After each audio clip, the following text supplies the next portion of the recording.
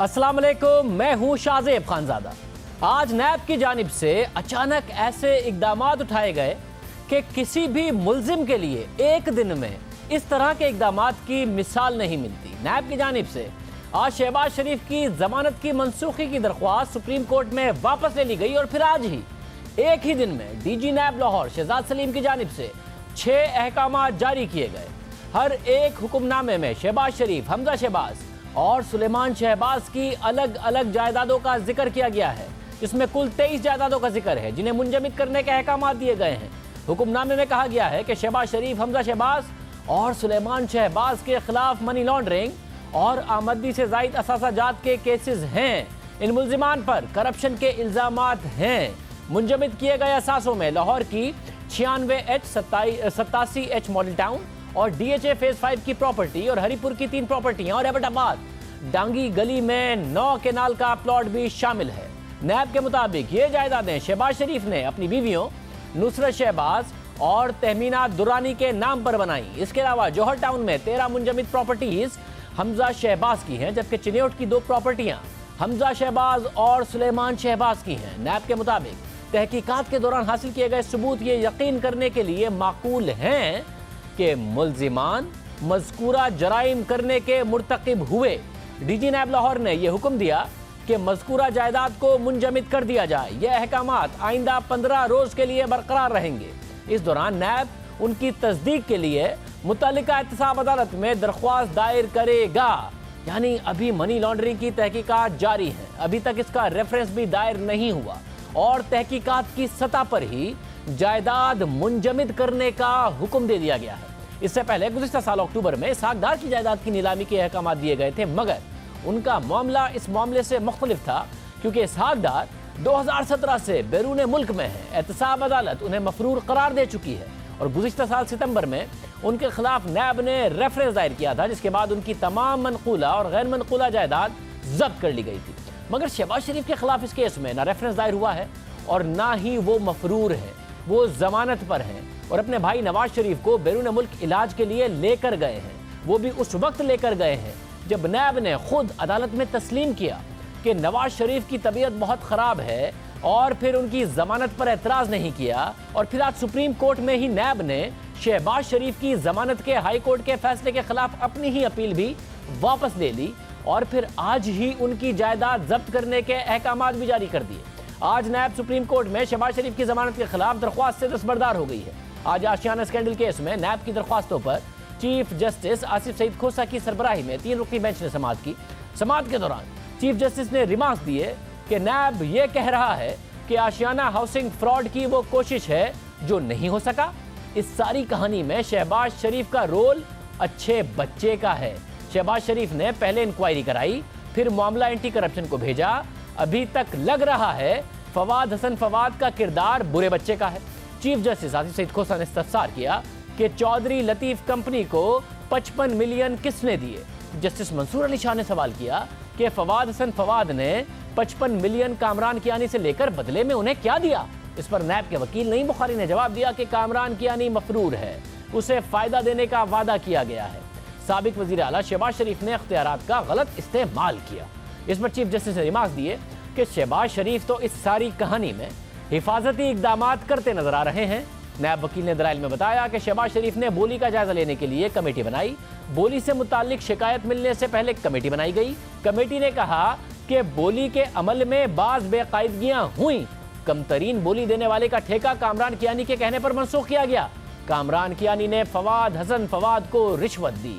5 करोड़ से ज्यादा रकम फवाद हसन फवाद के भाई और उनकी अहलिया के अकाउंट में दी गई। नईम बुखारी ने कहा कि पैसों की मनी ट्रेल मौजूद है कि फवाद हसन फवाद ने पैसे लिए। कामरान कियानी को भी कॉन्ट्रैक्ट नहीं मिल सका, वो भी मफरूर मुल्जिम है। इस पर चीफ जस्टिस ने सवाल किया कि ये बताएं कि मामला एंटी करप्शन में किसने भिजवाया था, जिस पर नईम बुखारी ने कहा कि शहबाज शरीफ ने एंटी करप्शन को यह केस भिजवाया जिसका मकसद कमतरीन बोली देने वाले को हिरासां करना था। इस दौरान चीफ जस्टिस ने रिमार्क्स दिए कि इस मामले में भी पहले के मुकदमात की तरह कुछ नहीं है। क्या नैब ये चाहता है कि लोग बरसों तक जेलों में पड़े रहें? नैब के वकील नईम बुखारी ने कहा कि शहबाज शरीफ और फवाद हसन फवाद से मुताल्लिक दरख्वास्तें वापस लेता हूँ। नईम बुखारी ने दरख्वास्तें वापस लेते हुए कहा कि लाहौर हाई कोर्ट ने आशियाना केस में जमानत देते हुए केस के मेरिट पर ऑब्जर्वेशन दी। दरख्वास्त है कि मेरिट पर दी जाने वाली ऑब्जर्वेशन ट्रायल पर असरअंदाज ना हो। अदालत ने कहा कि जमानत मनसूख या मंजूर होने में जो ऑब्जर्वेशन होती है वो आर्जी होती है। आज की समाअत के दौरान चीफ जस्टिस आसिफ सईद खोसा और नायब वकील नईम बुखारी के दरमियान दिलचस्प मुकालमा हुआ।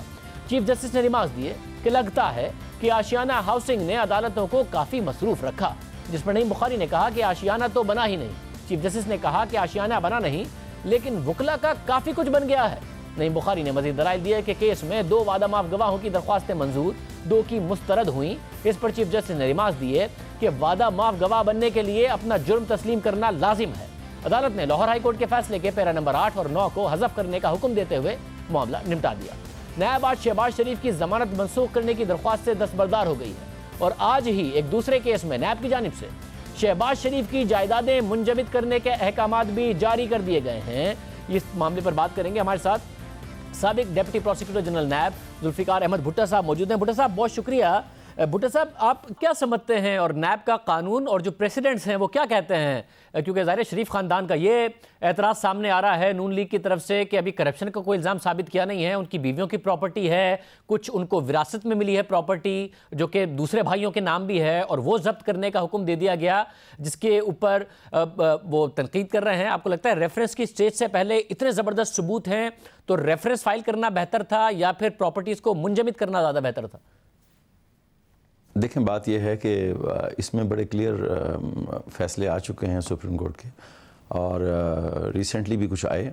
कोई भी ऐसी चीज़ जो फॉरफिट की जाती है उसके लिए सबसे बेसिक रिक्वायरमेंट ये होती है कि आपको सबसे पहले ये साबित करना ज़रूरी होता है कि वो प्रॉपर्टी इलीगल गेन है और गलत तरीके से हासिल की गई है या जो ऑफेंस है जो भी चार्ज किया जा रहा है उसकी वजह से आए। अगर इनहेरिटेड प्रॉपर्टी का जहाँ तक ताल्लुक़ है, इनहेरिटेड प्रॉपर्टी को इसलिए फ्रीज़ नहीं किया जा सकता कि वो उसका कोई इस चीज़ से कोई ताल्लुक़ नहीं है। आप वो प्रॉपर्टी फ्रीज़ करते हैं कि जिसके बारे ये आपको डाउट होता है और उसके बारे आपके पास प्रोसिक्यूटेबल एविडेंस और कंक्रीट एविडेंस आ चुकी होती है। देखें, इसमें जो सेक्शन 12 है नैब ऑर्डिनेंस का, वो बड़ा वाज़ेह है और उसके अंदर और उसमें भी कोर्ट ने बहुत ज़्यादा उसमें कानून ने पाबंदी लगाई है कि जब कोई चेयरमैन, इवन कोर्ट भी ये कर सकती है कि वो फ्रीजिंग का ऑर्डर कर सकती है, लेकिन चेयरमैन जब कोई ऑर्डर पास करते हैं तो वो 15 डेज़ तक वैलिड रहता है अनलेस के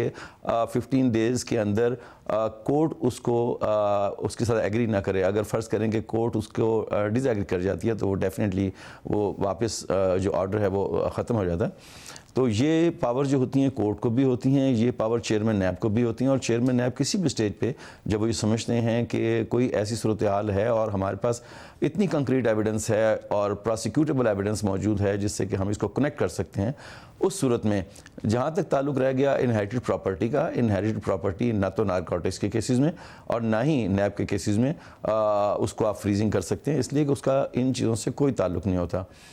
तो इसके बाद अगर फ़र्ज़ करेंगे किसी शख्स को उसके ऊपर कोई एतराज़ होता है तो उसके बाद वो चाहे तो वो विदिन 14 डेज़ उसके ख़िलाफ़ अपील फ़ाइल कर सकता है, मुतल्लिका कोर्ट में जा सकता है और नैब कोर्ट को मुकम्मल अख्तियार होता है कि अगर वो ये देखे कि जो बेसिक रिक्वायरमेंट है लॉ की वो पूरी नहीं की गई और ऐसी कोई एविडेंस नहीं है जिससे कनेक्ट हो सके ये प्रॉपर्टी, तो वो उसको डिफ्रीज़ करने का ऑर्डर कर सकते हैं। और भुट्टा साहब, अगर इस स्टेज पर मामला हो कि खुद डीजी नैब लाहौर इतने कन्विंस्ड हैं कि सबूत ऐसे हैं शहबाज शरीफ के खिलाफ कि उनकी प्रॉपर्टीज़ को मुंजमद किया जा सकता है, तो फिर रेफरेंस दायर अभी तक नहीं कर दिया जाना चाहिए और जल्द ही रेफरेंस को अब दायर नहीं हो जाना चाहिए?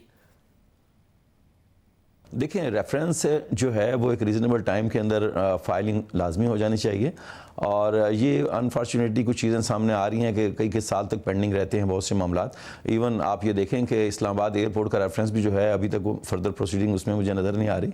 तो ये तमाम चीज़ें ऐसी हैं कि जब भी किसी के मुतालिक आपके पास कंक्रीट एविडेंस आ गई है या ऐसी चीज़ें आपके सामने आ गई हैं तो आपको जितना जल्दी हो सके आपको फाइलिंग करनी चाहिए, क्योंकि इसके भी देखें ना 2 स्टेजेस होते हैं। पहले इंक्वायरी स्टेज होती है, अगर इंक्वायरी में ऐसी एविडेंस सामने आ जाए तो फिर उसको इन्वेस्टिगेशन में कन्वर्ट किया जाता है, और जब कन्वर्ट किया जाता है तो उसके बाद कोशिश यही करनी चाहिए कि मिनिमम टाइम के अंदर रेफरेंस दाखिल कर दिया जाए।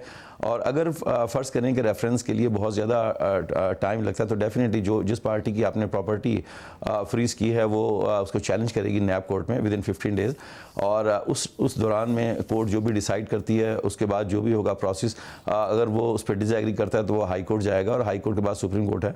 तो वो ये तमाम चीज़ें सब्सिक्वेंट स्टेज के ऊपर जो है वो कंसीडर की जा सकती हैं कि जनाब जब आपने फ्रीजिंग कर दी, आपके खिलाफ कोई ऐसी, आपने कहा कि आपके पास कोई ऐसी एविडेंस है, तो आप क्यों नहीं बाकी फॉर्मेलिटीज़ पूरी कर रहे हैं। तो डेफिनेटली ये लेकिन एक कंसीडरेबल पॉइंट है, लेकिन इसमें कोई डेफिनेट ऐसा पीरियड जो है वो अभी सामने नहीं आ रहा, और ना उसमें सेटलमेंट हुई है। अब इसलिए कि रेफरेंस जब आते हैं, आने के बाद कई बहुत टाइम लेते हैं, पहले इंक्वायरी के बाद फिर इन्वेस्टिगेशन होती है। तो बहरहाल आफ्टर ऑल उसका असूली तौर पर तो उनको फौरी तौर के ऊपर कोशिश करनी चाहिए कि रेफरेंसेस दाखिल कर दिया जाए। बहुत शुक्रिया भुट्टो साहब, हमारे साथ मौजूद थे। एक और केस है जिसमें नैब पर बड़ी तनकीद होती रही, वो है LNG का केस, और उसमें फाइनली रेफरेंस तक बात पहुंच गई है। क्या शाहिद खान अब्बासी और मिफ्ता इस्माइल हकीकी तौर पर खतरे में हैं? 15 साल के लिए 2 LNG टर्मिनल, 47 अरब रुपए का इल्जाम, क्या मामला है? तफसीलात आपके सामने रखेंगे एक ब्रेक।